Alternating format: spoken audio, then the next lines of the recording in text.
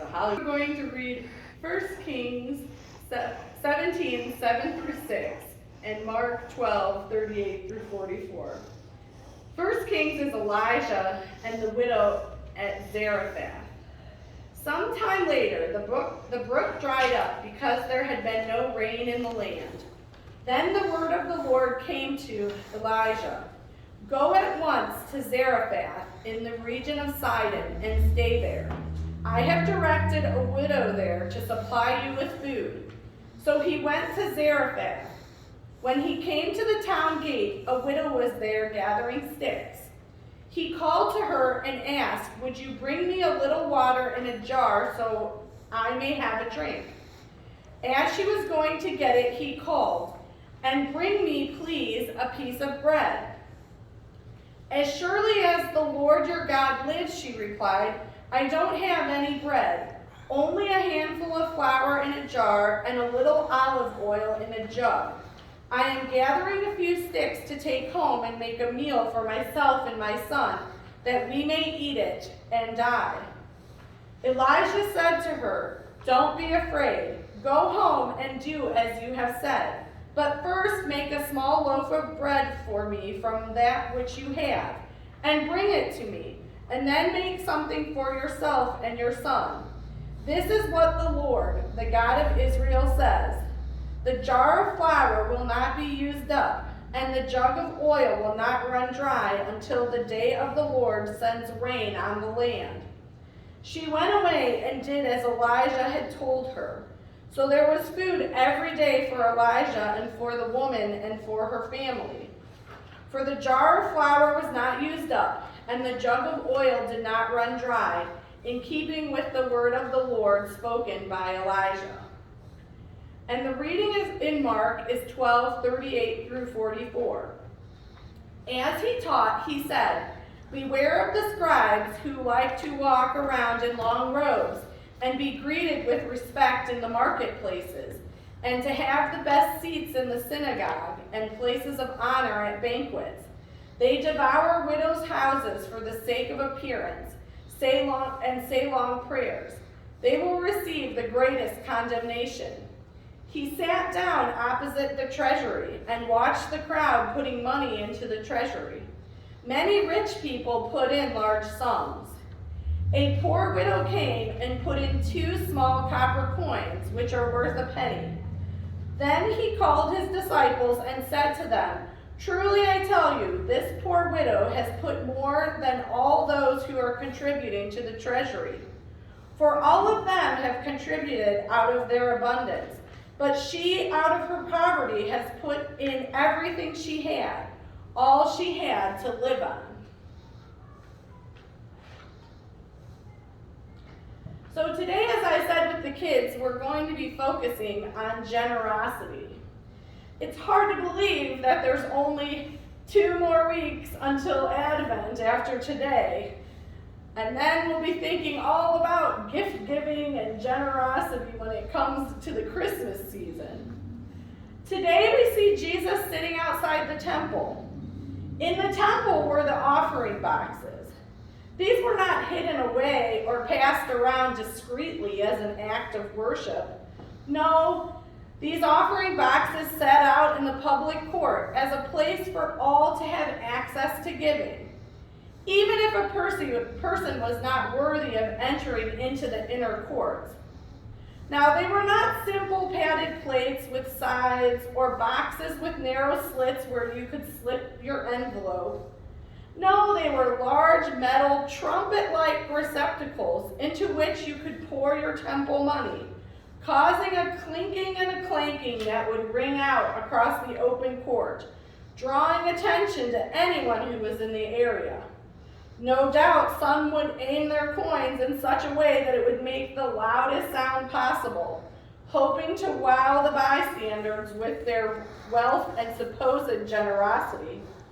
You can imagine the temple scene: scribes and priests in festive vestments, wealthy merchants, and prominent members of the community. All the pomp, all the splendor, all the rites and rituals. The pleats of their robes neatly folded, and the tassels were all certainly in the proper place. They wanted to look impressive as they paraded through the inner courtyard into the court of Israel. They routinely checked the ornate bags in which they carried their temple offerings to make sure that they had the proper coins and that the amount was sufficient for the persons of such rank and standing. Yet Jesus ignored the noisemakers and the attention grabbers, the scribes and the priests, in all of their fancy attire. Instead, he sees a gift of love being made by a poor widow, a gift of love to God. Within the temple enclosure, but outside the building proper, there were 13 trumpet-shaped receptacles to receive voluntary offerings for a number of worthwhile projects. As Jesus watched, a number of wealthy people came up and made sizable contributions, but there wasn't much love behind those gifts. Then came along a widow who put in 2 of the smallest coins. With her small gift, she stepped from obscurity into the light of history. Jesus saw the love of God in her gift. Mark says that Jesus called the disciples to him, almost as though there was a sense of excitement with which he wanted the disciples to appreciate. This poor widow has put in more than all of those who are contributing to the treasury, he said. For all of them have contributed out of their abundance. But she, out of her poverty, has put in everything she had, all she had to live on. Now, many of us have heard this story before, but it continues to speak to us even if we are hearing it for the umpteenth time. First, the Tree of Life translation of Mark 12:44 reads, "For they all put in from their surplus, but she, out of her poverty, put in everything she had, her whole living." Jesus says she put in more than all of them combined. She put in her whole life. It reminds us that the fullness of life involves giving and commitment. Many of us know from experience that people feel more deeply involved in things that they are making some sort of contribution to. I always say that I want people to feel invested in what they are doing, ownership in the organization to which they are contributing their time, talent, and money. Jesus says in Acts 20:35, "It is more blessed to give than to receive." That means that one can find greater happiness in the ability to give than to get. In fact, it can be downright distressing to a person of integrity always to receive and never to have the opportunity to give. Dr. David Rogney tells the story of some of the ladies at his church who periodically held a tea party for the residents of a nearby nursing home. Everyone who participated rejoiced in the opportunity to be of some service. But those who were served also needed the opportunity to give. One of the gentlemen being served began placing $5 bills under his napkin each time the ladies came. Their first tendency, of course, as all church ladies, was to refuse and say, "No, we want to do this for you." But it was recognized by the ladies that he too needed an outlet, so his contributions were accepted.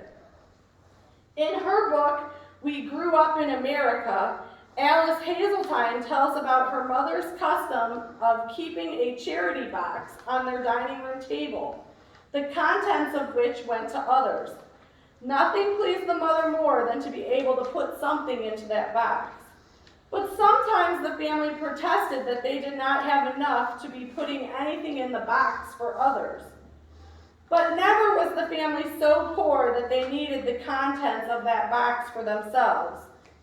On especially dark days when they felt that they lacked enough money, the mother would gather up the coins that had been put into the box and take them to a family less favored than her own had been.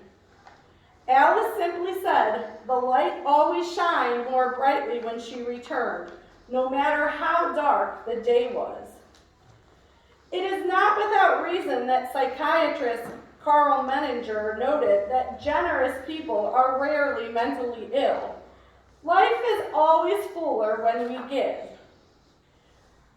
Frances Havergal, the writer of Take My Life and Let It Be, lived to be only 43 years old. Each line of the song reminds us of the need to be committed and to give our lives over to God. The first stanza consecrates the singer's life and the moments, as well as the physical body, your hands and feet. The second consecrates the voice and lips, then personal possessions, silver and gold, and then the intellect. The final stanza explores those personal attributes at the very core of one's being, our will, heart, love, and self. It is important that to have a full life is to be able to give and surrender all to God. Not only does this poor widow remind us that the fullness of life involves giving and commitment, she shows us that real giving is sacrificial. The value of the gift cannot be measured by its market value, but by its cost to the giver. When Elijah finds the widow at Zarephath, she only has a handful of flour in a jar and a little olive oil to make a final meal. She uses all that she has left to feed Elijah. Yes, real giving involves personal sacrifice. When we sacrifice to make a gift, it takes on the value for the one to whom we give. A missionary teacher in Africa writes about a beautiful shell which one of her African students gave to her for Christmas. She was very excited over the beauty of it and asked where he had found it. He told her that such shells could only be found in one particular beach several miles away. When the teacher responded, "Oh, you shouldn't have gone so far to get a gift for me," the boy said simply, "The long walk was part of the gift." Jesus saw the wealthy giving generous gifts from their abundance. He did not disparage their gifts, but neither did he call his disciples to take notice of them. But this poor widow was out on the frontier of sacrifice where few of us will ever go. Jesus said she gave more than all the rest. The third thing that we learn from both widows is that everyone has something to give. We thank God that there are those who can make large gifts to worthy projects and those that actually do so. But Jesus' pattern for generosity is a woman who gave the equivalent of a penny. And there is wisdom in that too. Had Jesus chosen a wealthy person who made a generous gift and told us go and do likewise, we would probably say, "Of course we will, Jesus, just as soon as we are equally well off." His choice of the poor widow helps us realize that every one of us has something to give right now. Christina Rossetti wrote a Christmas poem that is now a Christmas carol. The third verse begins, "What can I give him, poor as I am? If I were a shepherd, I would bring him a lamb." Much later, Emerson wrote, "The only gift is a portion of thyself. A poet brings a poem, the farmer his corn, the miner his gem." I recently heard a children's story about the animals in the forest who were arguing over how much a snowflake weighs. No one seemed to know, so they thought it must weigh nothing. But the wise old owl pointed out a branch nearby. It was full of snow, but one snowflake would eventually land on it and cause the limb to break. A snowflake by itself doesn't weigh much, but when it combines with other snowflakes, it makes an incredible difference. Like the widow's mites, our gifts alone can do nothing, but combined with the gifts of many, many others, our contributions change the world. But it can't happen if our focus is only on what people see us do. We need to do our part, no matter how small the part may be. And together we will make an incredible difference in our church, in our community, and in our world. I thank you for the part that you have played in the past, and I invite you to continue to bring what little you might have. God can take our gifts and multiply them in ways that we never dreamed possible. And I give thanks to God for multiplying all of our gifts. Amen.